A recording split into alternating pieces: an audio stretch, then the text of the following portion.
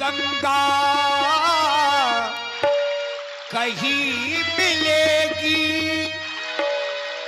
ये तेरा जीवन, ये तेरी भक्ति, न ऐसी मुक्ति कहीं मिलेगी। ओ हो, दरबार तेरे जो आते हैं मन की मुराद पाते हैं। दरबार तेरे जो आते हैं मन की मुराद पाते हैं। फिर कैसी तेरी है गंगा, ये तेरी है। आजा रे माहिया को, आ भी जाओ, आ भी जाओ,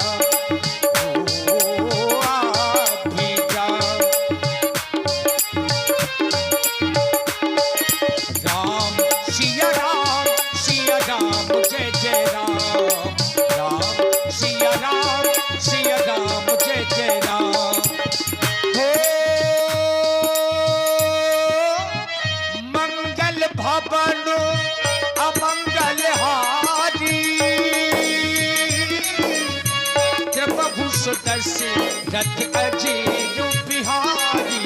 राम सिया राम, सिया राम जय जय राम। राम सिया राम जय जय राम।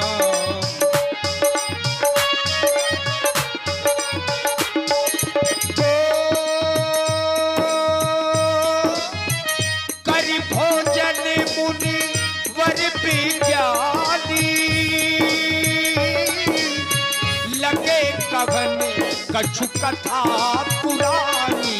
राम सिया राम जय जय राम।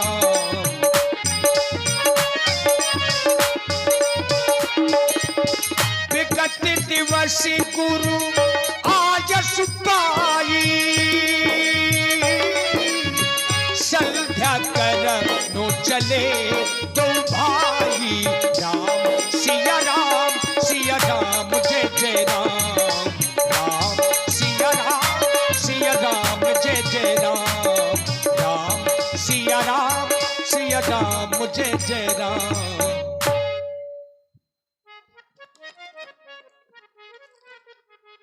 और आप हैं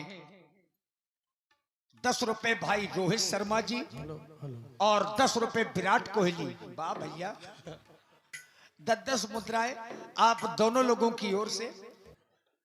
जैसा कि जब से तुम हमारे साथ में आए हुए हो,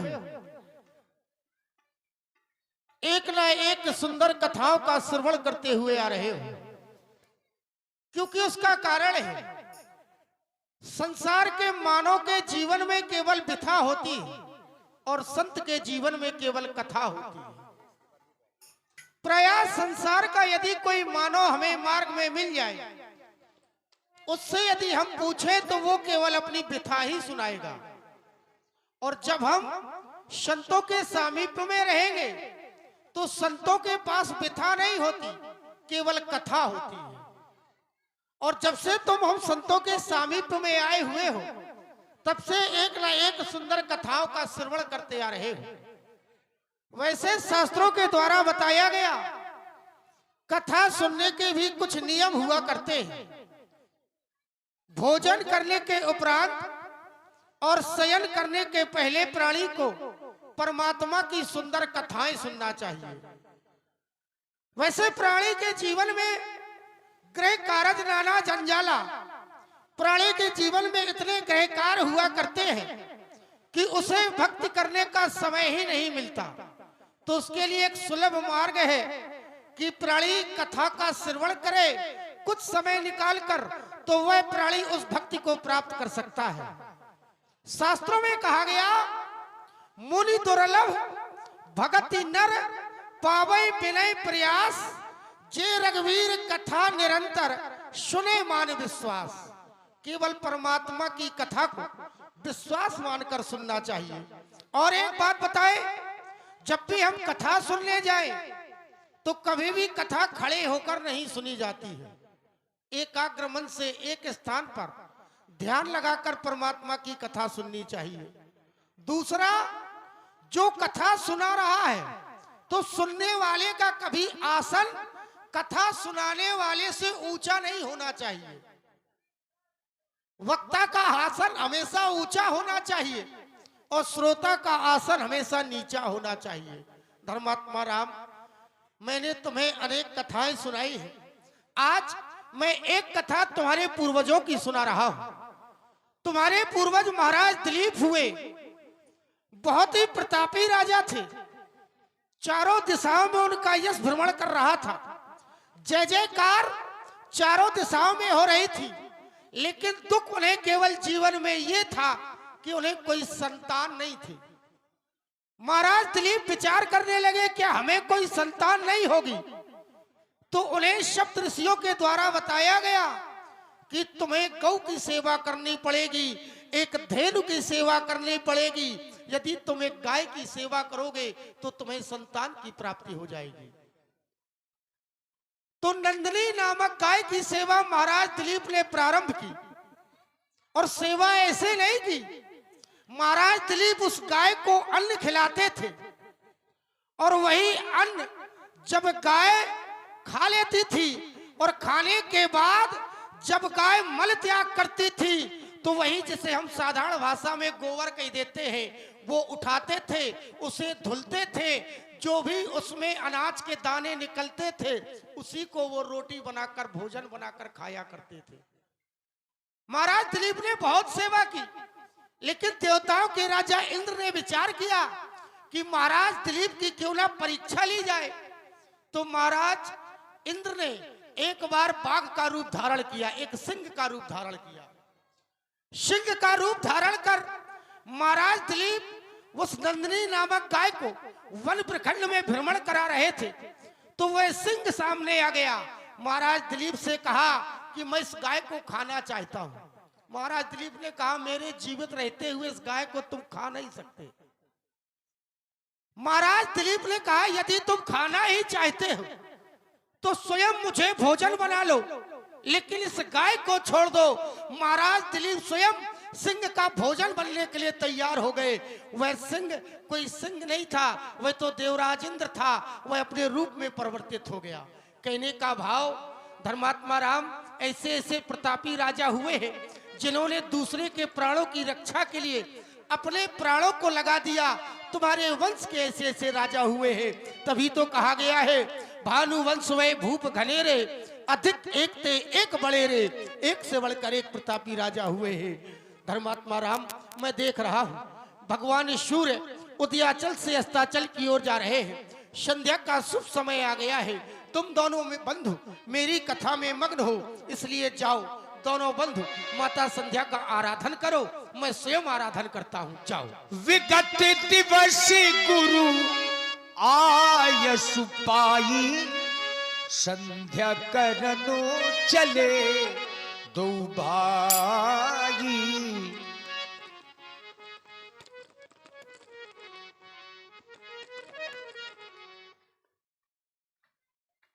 श्री गुरुदेव जी के आदेश अनुसार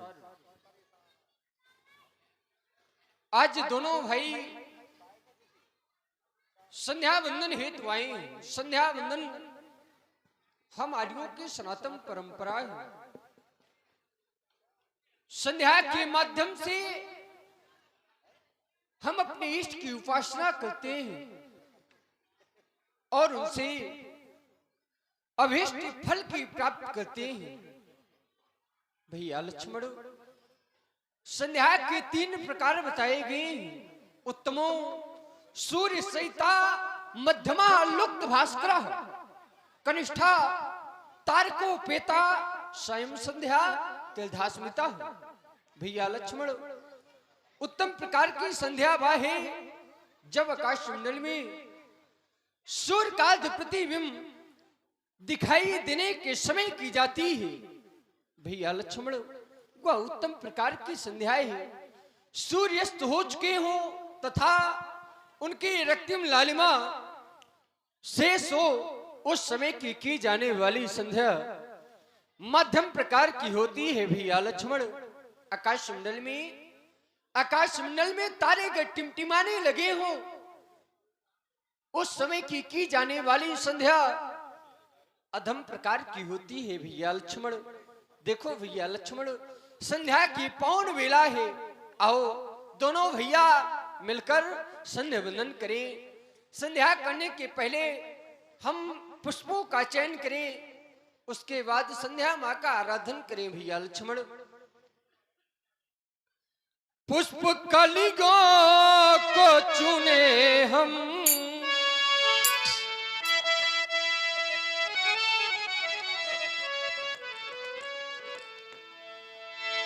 पुष्प कलियों को चुने हम, समय सलोना है।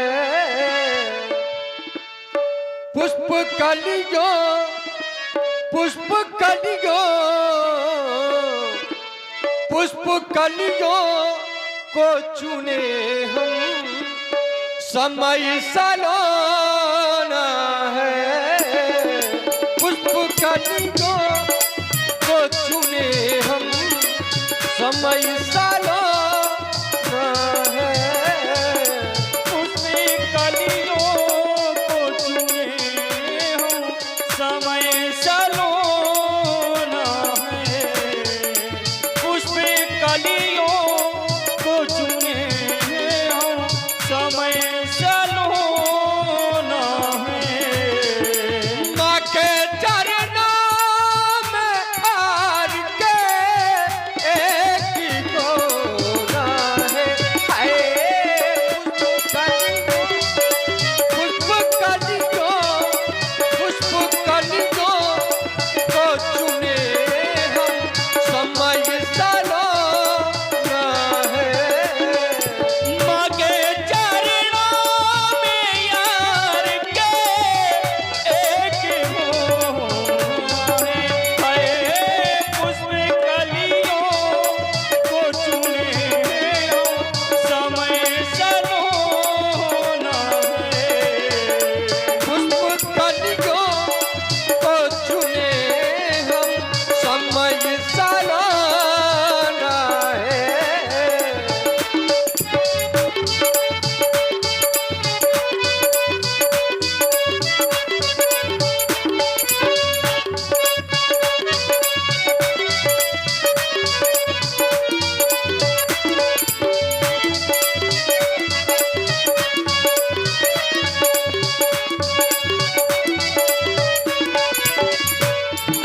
पुष्प कलियों को चुने हम, समय सलोना है।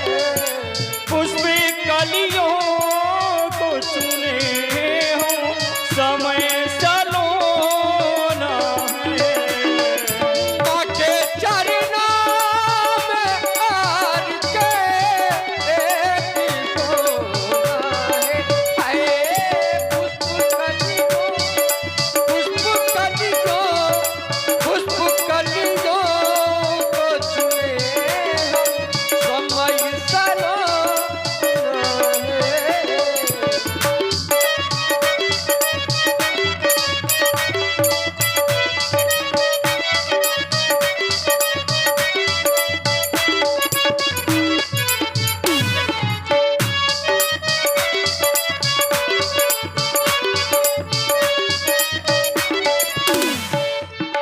तेरी कृपा के बिना मैं रह नहीं सकता। माँ तेरी कृपा के बिना मैं रह नहीं सकता। अरे कृपा तो भी मैं रह नहीं सकता। माँ तेरी कृपा तो भी मैं रह नहीं सकता। माँ के चरणों में हार के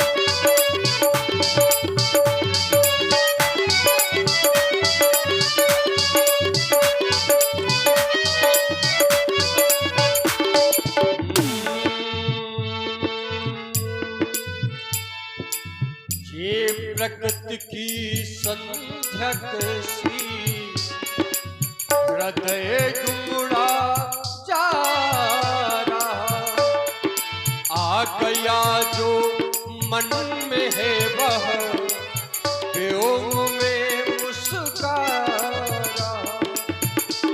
खेलती है अरुण वोसा,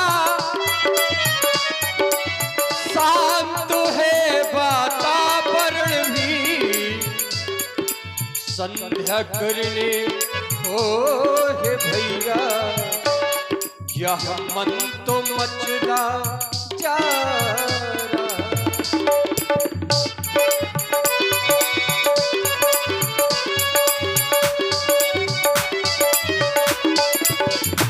मेरे भैया लखन,